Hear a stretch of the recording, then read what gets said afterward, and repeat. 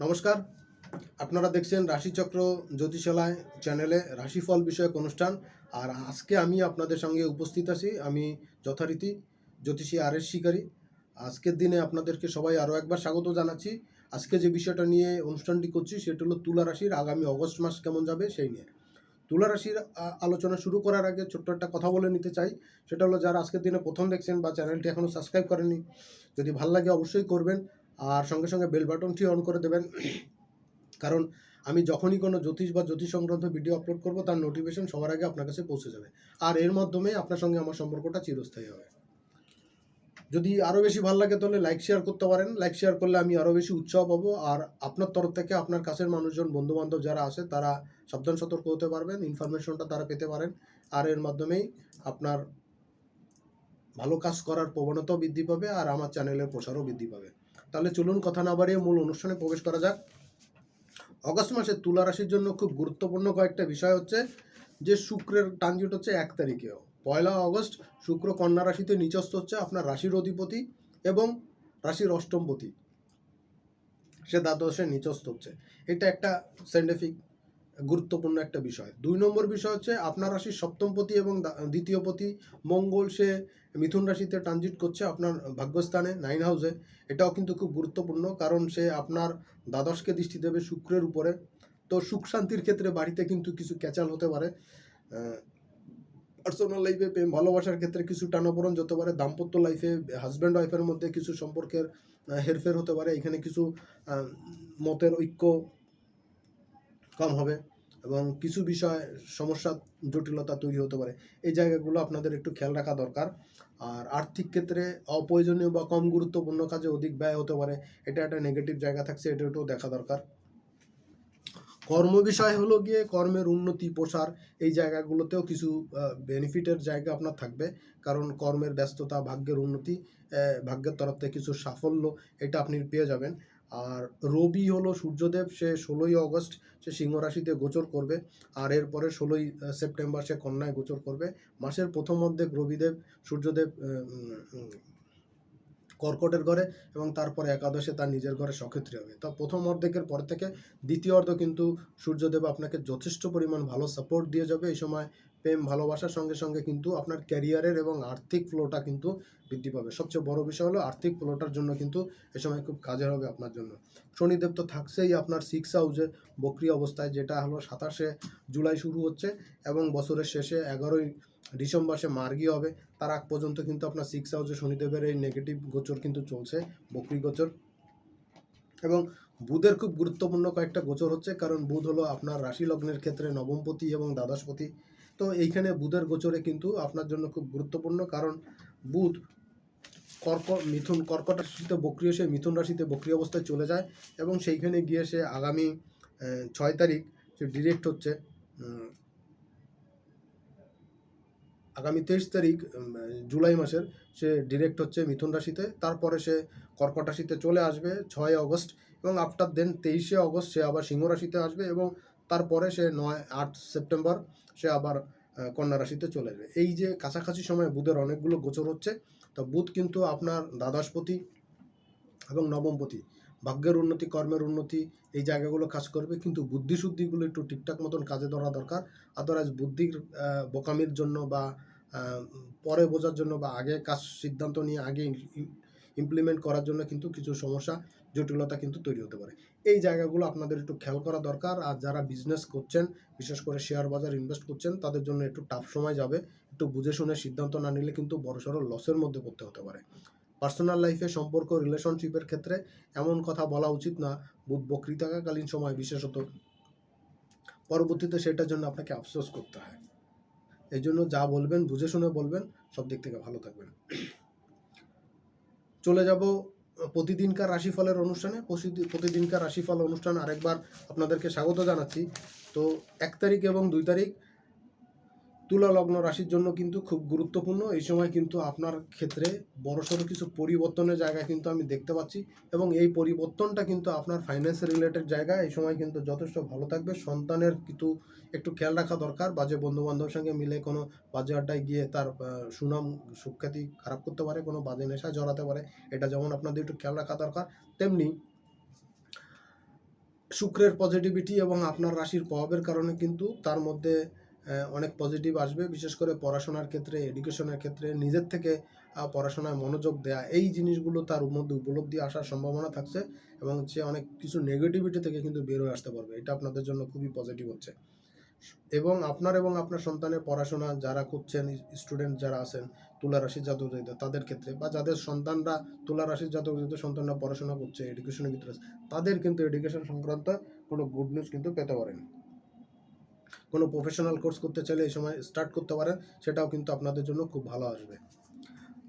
3 এবং 4 তারিখ তুলা রাশির জন্য কিন্তু অনেকটা পজিটিভ হচ্ছে। এই সময় যারা বিভিন্ন ফ্রন্ট লাইনে কাজ করেন, বিভিন্ন ফ্রন্ট ডেস্কে কাজ করেন, হেল্পিং হ্যান্ড হিসাবে কাজ করেন, যেখানে প্রচুর কথা বলতে হয়, কাস্টমার ডিলিংস করতে হয়, অনেক মানুষের সাথে কথা বলতে হয়, অ্যাজ এ হোল আপনার কোনো প্রতিষ্ঠানের মুখ্য ভূমিকায়, মুখ্য তথ্য আদান প্রদান কেন্দ্রে কাজ করেন, তাদের জন্য কিন্তু খুব গুরুত্বপূর্ণ। এই সময় কিন্তু ভুলভাল কথাবার্তা বলে আপনি সমস্যায় পড়তে পারেন, কাস্টমারেরও সমস্যায় পড়তে পারেন। এই জন্য কথা বলার ক্ষেত্রে একটু ধীর স্থিরভাবে বলুন এবং বুঝে শুনে বলুন, সমস্যা কম হবে। আর যারা ঘুরে ঘুরে কাজ করেন, সেলস মার্কেটিংয়ে কাজ করেন, তাদের জন্য খুব গুরুত্বপূর্ণ। এই সময় আপনার কাজের কিন্তু সুফল আপনারা হাতে নাতে পাবেন এবং একটু বুদ্ধি করে চলা দরকার, ফলে পজিটিভ ফল কিন্তু খুব দ্রুত আসবে। এটা আপনাদের জন্য খুবই গুরুত্বপূর্ণ। 5 তারিখ এবং 6 তারিখ তুলার জন্য কিন্তু আরও বেশি গুরুত্বপূর্ণ। এই সময় আপনার না হওয়া কাজগুলো, আগের দিনের প্ল্যানিং করা কাজ যেটা করতে পারেননি সেটাও করতে পারবেন এবং সেখানে বড়সড় সাফল্যের জায়গা কিন্তু আমি দেখতে পাচ্ছি। আর্থিক উন্নতি, আর্থিক প্রসার, এটাও কিন্তু যথেষ্ট ভালো থাকবে। স্পাউসের সঙ্গে বা প্রেমিক যুগলের ঘুরতে যাওয়া, বেড়াতে যাওয়া, একটা রোমান্টিক সময় কাটানোর জন্য খুব ভালো। যারা পেশাজীবী মানুষ আছেন, যারা বিজনেস করছেন, প্রত্যেকের জন্যই কিন্তু খুবই ভালো টাইম এই সময়। সেলস, ব্যবসা বাণিজ্য বাড়বে, নামডাক আসবে এবং আপনার ব্যস্ততা বাড়বে এবং মানি ফ্লো কিন্তু যথেষ্ট ভালো আসবে। 7 তারিখ এবং 8 তারিখ তুলার জন্য কিন্তু গুরুত্বপূর্ণ। এই সময় আপনার পুরনো পাওনা আদায় হওয়ার জন্য খুব ভালো টাইম থাকবে। এই সময় কিন্তু আপনার সেভিংসটা ভালো হবে, ব্যাংক ব্যালেন্স কিন্তু ভালো হতে পারে। এই সময় কোনো পুরনো গিফট, উপঢৌকন বিভিন্ন জায়গা থেকে কিন্তু আসতে পারে। আর্থিক উন্নতির জায়গা, ডেভেলপমেন্টের জায়গা এই সময় যথেষ্ট ভালো থাকবে। 9 তারিখ এবং 10 তারিখ, 9 তারিখ এবং 10 তারিখ তুলার জন্য কিন্তু খুবই গুরুত্বপূর্ণ। এই সময় রাগ জিদ একটু বৃদ্ধি পেতে পারে, উত্তেজনা একটু আসতে পারে, টেম্পারটা ধরে রাখাটা আপনার জন্য একটু মুশকিল হতে পারে। আমি মেনে নিচ্ছি যে সিচুয়েশনটা এরকম যে আপনার জন্য মেনে নেওয়াটা বা এটা ধরে রাখাটা আপনার জন্য মুশকিল, বাট বুঝে শুনে না চললে, সিদ্ধান্ত নিতে ঠিক মতন নিতে না পারলে আপনি কিন্তু আরও বেশি জটিল কঠিনতার মধ্যে পড়বেন। আর্থিক ক্ষেত্রে কিছুটা চাপ আসতে পারে, তবে যোগাযোগ, কমিউনিকেশন বৃদ্ধি পাবে এবং এইটা আপনার পরবর্তী জীবনে চলার জন্য খুব হেল্পফুল হবে। 11 এবং 12 তারিখ ব্যস্ততা বাড়বে, কাজের উন্নতি হবে, ভাগ্যদেবীর সাহায্য সহায়তা পাবেন, পিতৃস্থানীয় ব্যক্তির হেল্পও আপনি এই সময় পেয়ে যাবেন। আর্থিক ক্ষেত্রে ডেভেলপমেন্টের সুযোগ পাবেন। ছোটোখাটো ট্যুর ট্রাভেলের প্ল্যান এই সময় করতে চাইলে করতে পারেন। যথেষ্ট ভালো টাইম এই সময় আমি দেখতে পাচ্ছি। কাজে লাগাতে পারলে কিন্তু সব দিক থেকেই আপনি খুব মার্ভেলাস সময় কাটাতে পারবেন। 13 এবং 14 তারিখ, 13-14 তারিখ আর্থিক উন্নতি, আর্থিক ডেভেলপমেন্টের জায়গা থাকবে, কর্মের প্রসার, কর্মের সাকসেস, এটা কিন্তু থাকবে এবং সবচেয়ে বড় কথা এই সময় সব দিক থেকেই কিন্তু উন্নতি হতে থেকে দেখে কিন্তু আপনার মন মানসিকতা কিন্তু খুব ফুরফুরা থাকবে। এটা আপনার জন্য যেমন খুব ভালো হচ্ছে, তেমনি আপনার শত্রুতা কিন্তু এই সময় তৈরি হতে পারে। সুতরাং যত কথা কম বলবেন, আপনার ইনফরমেশন যত কম দিবেন, ততই কিন্তু আপনার জন্য বেটার।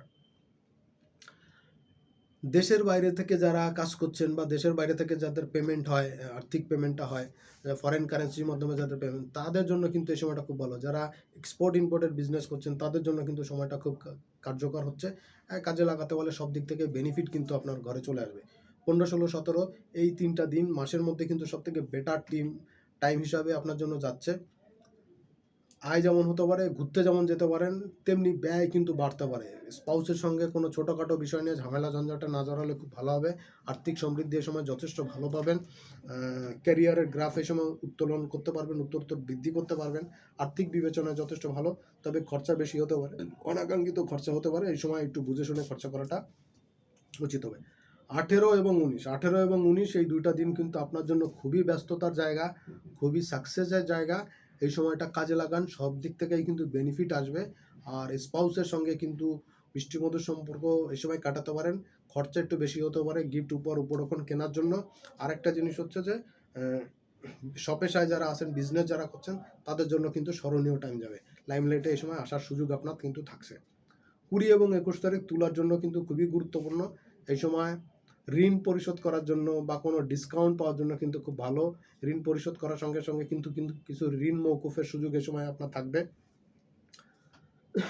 2 নম্বর হচ্ছে এই সময় আপনার আর্থিক ক্ষেত্র কিছুটা বৃদ্ধি পেতে পারে।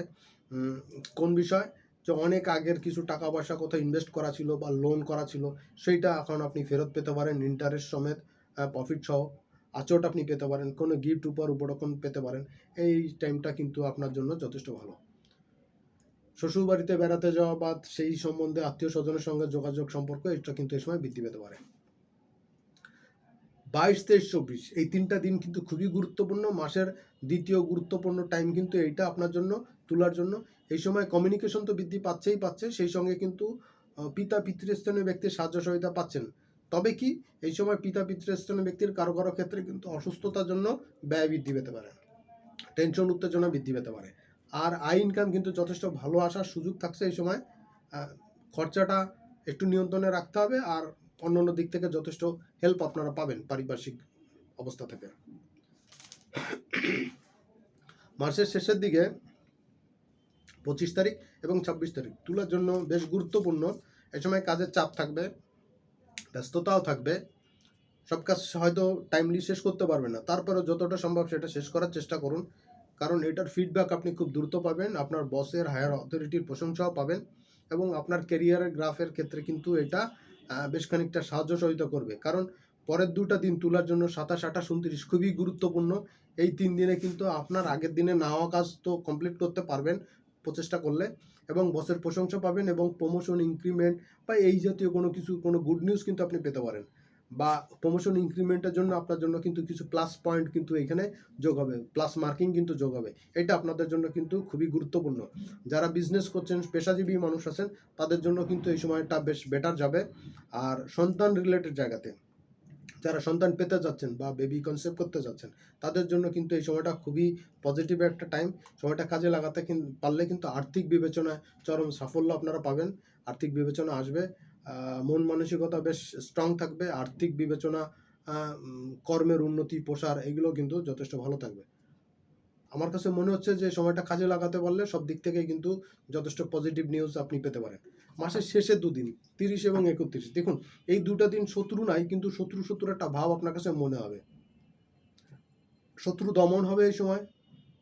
আপনার এনিমি, আপনার এগেনস্টে যারা ছিল তারা আপনার পক্ষে চলে আসবে, অথবা তারা দমিত হবে, প্রশমিত হবে। আপনার সাকসেস রেট এই সময় বৃদ্ধি পাবে। যারা সেলস মার্কেটিংয়ের কাজের সঙ্গে যুক্ত তাদের জন্য কিন্তু ফায়দাই ফায়দা। এই সময় কাজের ক্ষেত্রে প্রচণ্ড রকম সাকসেস পাবেন। যারা ঘুরে ঘুরে কাজ করেন, সেলস মার্কেটিংয়ের কাজ করে, ট্যুর ট্রাভেলের কাজের সঙ্গে যুক্ত, বিজনেসের সঙ্গে যুক্ত, ভেহিকলসের বিজনেসের সঙ্গে যুক্ত, তাদের জন্য কিন্তু মার্ভেলাস টাইম এই সময় যেতে যাচ্ছে। তো বন্ধুরা, মোটামুটি এই ছিল তুলা রাশির জন্য অগস্ট মাসে 2026 সালের রাশিফল। এর বাইরে যদি কোনো প্রশ্ন থাকে অবশ্যই জানাবেন, আমি চেষ্টা করব আর তার উত্তর দিতে, অথবা কোনো অনুষ্ঠানে তার গুলো সলভ করতে, আলোচনা করতে। সবাইকে অনেক ধন্যবাদ অনুষ্ঠানটি শেষ পর্যন্ত দেখার জন্য। সামনের দিন আবার দেখা হবে, সেই পর্যন্ত সবাই ভালো থাকবেন, সুস্থ থাকবেন, আর যদি ভালো লাগে অবশ্যই শেয়ার করবেন। আজকের মতন এখানেই বিদায় নিচ্ছি, নমস্কার।